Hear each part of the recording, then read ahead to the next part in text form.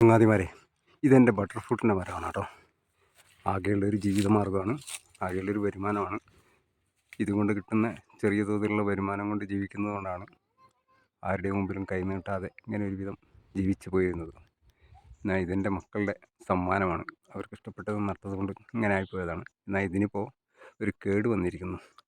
ഈ മരങ്ങളെല്ലാം, ഇതിൻ്റെ കായ്കളെല്ലാം കൊഴിഞ്ഞു പോകുന്നു. എന്നാൽ ഇത് ശരിയായ രീതിയിൽ മരത്തിൻ്റെ കേട് കൊണ്ട് കൊഴിഞ്ഞു പോവുകയാണെന്ന് എനിക്ക് തോന്നുന്നില്ല. കാരണം ഇതല്ലേ വാടി കൊഴിയാറായിരിക്കുകയാണ്. ഇതുപോലെ ഒരുപാട് കൊഴിഞ്ഞു പോയി. ഇവിടെ ഒരു മരമുണ്ട്, ആ മരവും അതുപോലെ തന്നെയാണ്. അതിൻ്റെ കായ്കളും ഒരുപാട് നല്ല കായ്കളുണ്ടായിരുന്നു, അതെല്ലാം ഇപ്പോൾ കൊഴിഞ്ഞു ഒന്നുമില്ലാത്തൊരവസ്ഥയിലായി.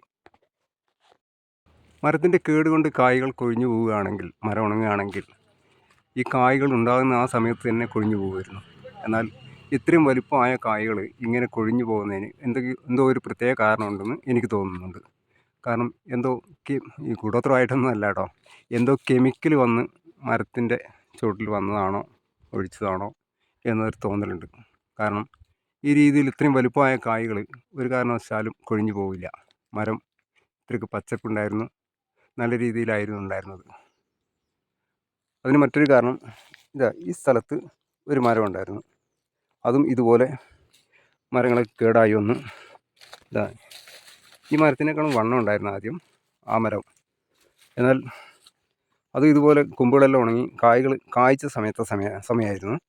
എന്നാൽ കായ്കളെല്ലാം ഇതുപോലെ കൊഴിഞ്ഞു പോകാൻ തുടങ്ങിയപ്പോൾ ഞാൻ മുറിക്കാം എന്ന് കരുതി മുറിക്കുന്ന സമയത്ത് ഞാൻ അടിയിൽ മണ്ണൊന്ന് മാറ്റിയിട്ട് ചോട് നോക്കിയപ്പോഴാണ് അറിയുന്നത് ശരിക്ക് മരത്തിൻ്റെ അടിവേരുകളെല്ലാം ബ്രെഡ് പോലെ ദ്രവിച്ചതുപോലെ ആയിരിക്കുന്നു.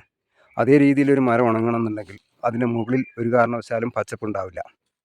അപ്പോൾ അതിനെന്തോ മറ്റെന്തോ ആയതായിട്ടാണ് എനിക്ക് തോന്നുന്നത്.